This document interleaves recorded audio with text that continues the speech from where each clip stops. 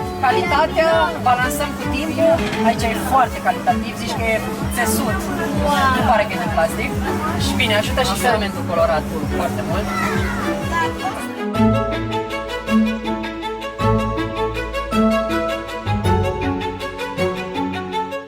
Din acea curbă, și vedeți cum a fost perpendicular cu panta, liниile sunt largi și unde a fost lovit au rămas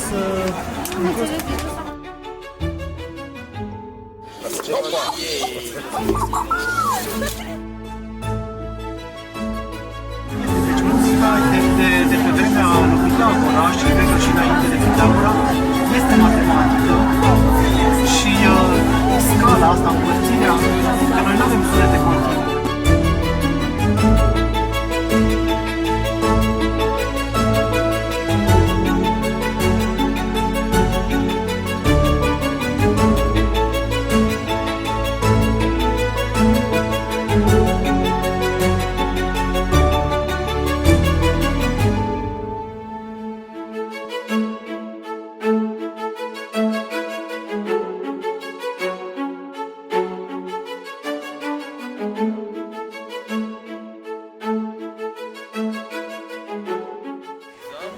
Prin aclimatizare se înțelege trecerea treptată de la mediul lor controlat în mediul care îi afară.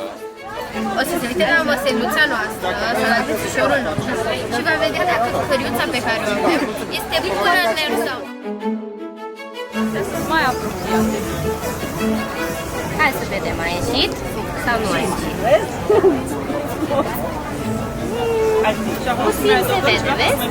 Se vede roșu, se vede o valoare închisă la mijloc și deasupra se vede galben, vezi?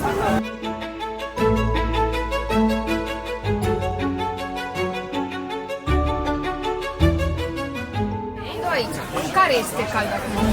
Care e mai cald? Acum ți-e pe aici, care e? Sunt zone foarte ușoare cu trenic, este că pielea mai închisă înseamnă mai mult pigment melanin, iar pielea mai deschisă mai puțin pigment.